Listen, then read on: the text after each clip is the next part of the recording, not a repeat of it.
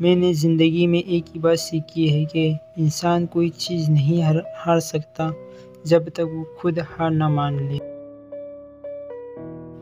ماضی بدل نہیں سکتا مگر ہار اور مستقبل آج بھی ہماری مٹھی میں ہے۔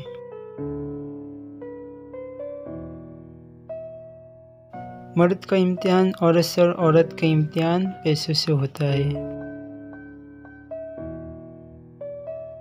جو تم سے نہیں ہو رہا ہے اسے اللہ کے حوالے کر دو، پھر دیکھو کیا ہوتا ہے۔ اسی کو وسیلہ بنا دے گا جو تمہاری راہ میں رکاوٹ ہے۔ زندگی مسلسل امتحان ہے، یا 10 بار گرنے کے بعد 11ویں بار اٹھنے کا نام کامیابی ہے۔ اگر انسان کسی صحیح راستے پر گامزن ہے تو منزل کے حصول کے لیے کسی جلد بازی کی کوئی ضرورت نہیں۔ بڑی کامیابی بڑی دیر کے بعد آتی ہے، وقت سے پہلے، اور قسمت سے زیادہ کبھی کسی کو نہیں ملتا۔ خوش فہمی کی اینک جب اتر جاتی ہے تو ہر چیز صاف دکھائی دینے لگتی ہے، حتیٰ کہ اپنی اوقات بھی۔ کامیاب وہی ہوتا ہے جو اینک کو وقت سے پہلے اتار لے۔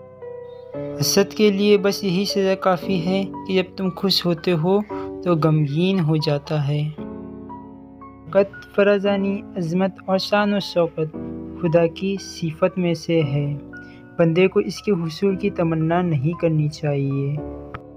دنیا آپ کو دیوار سے لگانے کا کوئی موقع ہاتھ سے جانے نہیں دیتی۔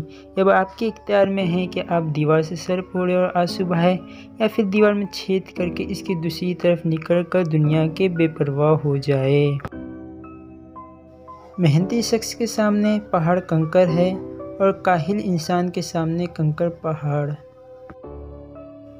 ہم زندگی میں ضرور کامیاب ہوں گے اگر ہم ان نصیحتوں کو عمل کر لیں جو دوسروں کو کرتے ہیں۔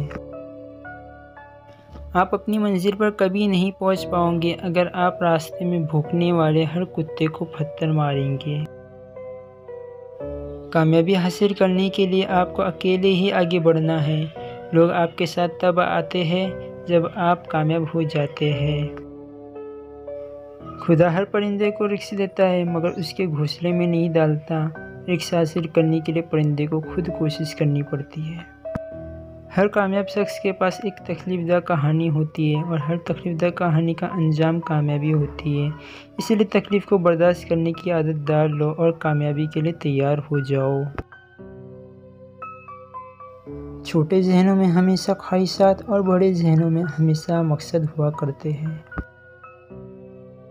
صبر کرنے والا کامیابی سے محروم نہیں رہتا، چاہے اسے طویل زمانے ہی لگ جائے۔